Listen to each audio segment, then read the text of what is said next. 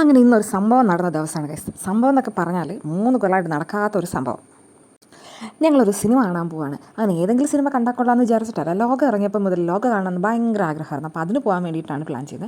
കുറേ പേരൊക്കെ പറഞ്ഞു ഇത് ഉറങ്ങുന്ന സമയത്ത് പൊക്കോ, രാത്രി പോക്കോന്നൊക്കെ. പക്ഷേ ഞങ്ങളുടെ ആ പാരൻറ് ഗിൽട്ട് അതിന് സമ്മതിച്ചില്ല കേട്ടോ. പോവുകയാണെങ്കിൽ അവനെയും കൊണ്ട്, അല്ലെങ്കിൽ പോണില്ല എന്ന് തന്നെ തീരുമാനിച്ചു. അതുകൊണ്ട് പകൽ മുഴുവൻ ഞാൻ അവനെ ഭയങ്കരമായിട്ട് എൻഗേജ്ഡ് ആക്കി നിർത്തിയിട്ട് ഈ 2 മണിക്ക് ദിവസം പോത്ത് പോലെ കിടന്നുറങ്ങുന്ന സമയമാണ്. ആ സമയത്ത് ഉറക്കിയില്ല. അവന് വൈകിയാണ് ലഞ്ച് കൊടുത്തത്.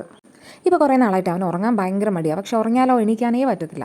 അപ്പോൾ ഇന്ന് അവൻ എന്തായാലും ഓർത്താണ് ഈ അമ്മയ്ക്ക് എന്ത് പറ്റിയെന്ന് ഉറക്കുന്നില്ലല്ലോ എന്ന്. അപ്പോൾ ഞാൻ അവൻ എൻഗേജ്ഡ് ആക്കാൻ വേണ്ടി അവൻ എല്ലാ സ്കെച്ച് പെൻസ് എടുത്ത് കൊടുത്തു.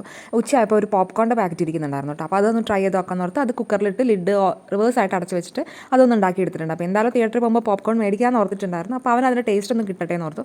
അങ്ങനെ എല്ലാം കഴിഞ്ഞ് ഏകദേശം ഒരു സന്ധ്യയായപ്പോൾ ഞങ്ങൾ വെറുതെ പാട്ട് വെച്ച് കുറേ നേരം ഡാൻസ് കളിച്ചിട്ടോ. ഈ ദിവസം ക്ഷണിപ്പിക്കാൻ വേണ്ടിയിട്ടായിരുന്നു. അവൻ തിയേറ്ററിൽ കയറിയിട്ട് സ്വസ്ഥമായിട്ട് ഉറങ്ങട്ടെ എന്നാണ് വിചാരിച്ചത്.